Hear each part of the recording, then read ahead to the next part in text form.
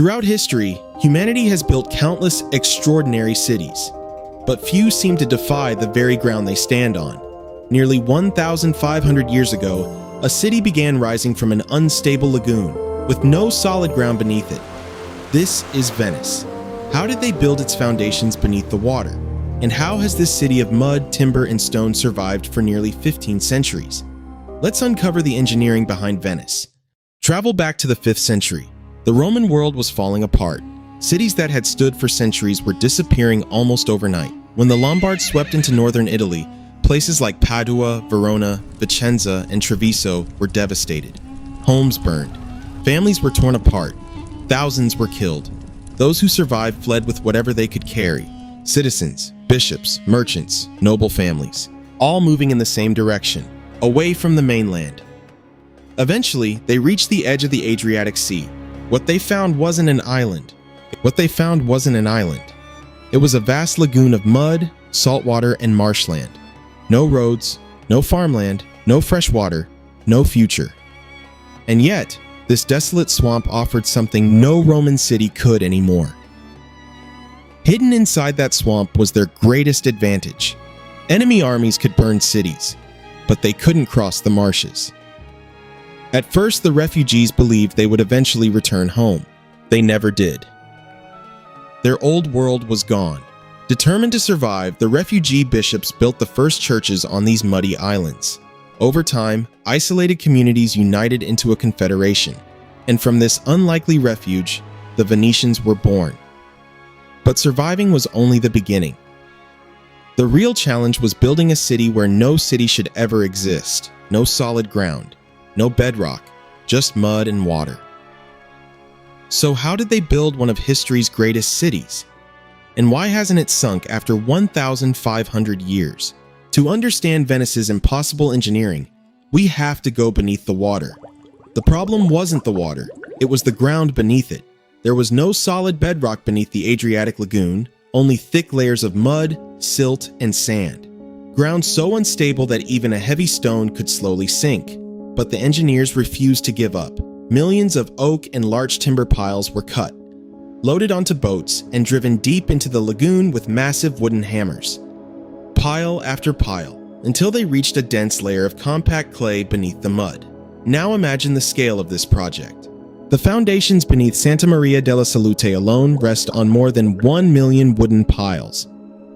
Across Venice, that number exceeds 12 million. But this creates an obvious scientific question. Wood rots in water. So how have millions of timber piles survived beneath salt water and mud for more than 1,500 years? The answer lies in the laws of nature. Once the piles were driven deep into the mud, they became completely sealed off from oxygen. Scientists call this an anaerobic environment. Without oxygen, the bacteria that normally decay wood simply couldn't survive. The timber didn't rot. Over the centuries, minerals from the surrounding water and sediment slowly penetrated the wood, making it harder and stronger with time. The foundation was now strong enough to support millions of tons of stone. But one final problem remained. If brick walls had been built directly on top of the timber, salt water would have risen through them like a sponge. The salt would have slowly destroyed the buildings from the inside. So the engineers created a waterproof barrier. To protect the city, the engineers placed massive blocks of Istrian stone between the timber foundation and the brick walls. This dense white limestone is almost completely impermeable to water. It acted as a waterproof barrier, preventing salt water from rising into the bricks above. That's why, even today, the water stops at the white stone while the red brick walls remain dry. But building a stable city was only half the battle. Keeping it alive was another challenge entirely. As Venice grew, so did its population. Thousands of people, but no sewage system. If wastewater had remained trapped inside the canals, disease would have spread rapidly through the city. So how did Venice keep itself clean? For centuries. Imagine living in a city surrounded by water, but without a single drop of fresh water to drink. The lagoon was completely saline. So Venetian engineers built nearly 6,000 underground cisterns across the city. Each one was about 5 meters deep, filled with layers of sand and gravel. Rainwater flowed into these reservoirs, where it was naturally filtered before collecting in a central well. But fresh water wasn't Venice's greatest problem. Sewage was. By the 15th century, Venice was home to more than 100,000 people. Without a way to remove waste, the city could have become a breeding ground for deadly epidemics. So the Venetians built an underground drainage network known as gattoli. These gently sloping brick tunnels carried waste from homes into the city's 150 canals. But that alone wasn't enough. The real genius was that Venice itself was engineered to work with the tides of the Adriatic Sea. Roughly every 6 hours, seawater rushed into the canals, flushing the city. As the tide retreated, it carried the wastewater back out toward the open sea. Those canals did far more than keep Venice clean. They transformed it into one of the richest cities in the world. Instead of wide streets, Venice was built around waterways like the Grand Canal. Instead of horses and wagons, boats became the city's primary means of transportation. More than 400 bridges connected its 118 islands, creating a network unlike anything else in Europe. Through these waterways flowed silk from Asia, spices from the East, and gold from across the Mediterranean. Trade turned these salty marsh islands into Europe's greatest commercial power. Magnificent palaces rose above the canals, merchant fleets crossed the seas, and for centuries, Venice stood at the center of global trade. But what was life really like behind the doors of these floating palaces? And if Venice was engineered so brilliantly, why is the city still sinking, millimeter by millimeter, into the dark waters below? From the outside, Venice's palaces appeared to be built entirely of solid stone, but the reality inside was very different. To reduce the enormous weight pressing down on the foundations, Venetian master builders used lightweight timber frames and plaster for many of the interior walls instead of solid masonry. Even the layout of these homes was carefully engineered. At the center of every grand palace was a large open hall known as the portico. Life above the water came with constant humidity. So the portico, together with the large windows and balconies, created natural cross-ventilation, allowing fresh air to circulate throughout the building. This simple design helped keep the interiors dry, preventing dampness and mold long before modern air conditioning ever existed. But Venetian engineering didn't end with the buildings themselves. Even the rooftops were designed with remarkable ingenuity. Almost every house in Venice featured a unique wooden rooftop terrace known as an altenna.